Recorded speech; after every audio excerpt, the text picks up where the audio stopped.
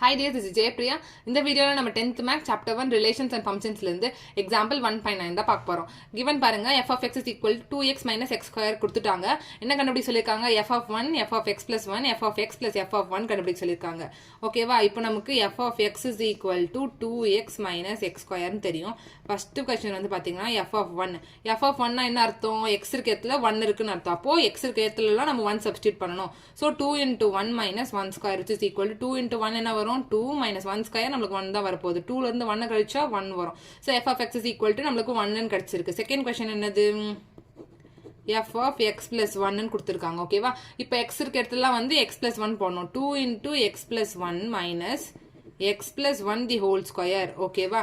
இப்போ 2 உள்ள கொண்டு போங்க. 2x plus 2 minus இப்போ x a plus b the whole square formula மாதிரி இதை வந்து நம்ம எக்ஸ்பேண்ட் பண்ண போறோம். x plus 1 the whole square இருக்கு. அப்ப என்ன வரும்? x square மைனஸ் இங்க வெளிய காமனா இருக்கிறதுனால நான் எல்லாத்துக்கு முன்னாடி மைனஸ் போட்டுருக்கேன்.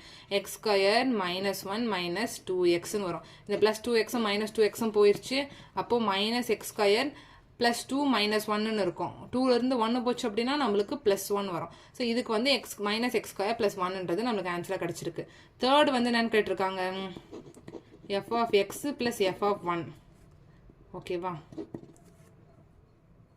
f of x questionல கொடுத்திருக்கு இதுதான் 2x minus x square வரப்போகுது plus f of 1 நம்ம இங்க கண்டுபிடிச்சிருக்கோம். என்ன வரும்? ஆன்சர் 1 வருது. அவ்வளவுதான் இந்த சம். உங்களுக்கு ஏதாச்சும் டவுட் இருந்தா கமெண்ட் செக்ஷன்ல கேளுங்க.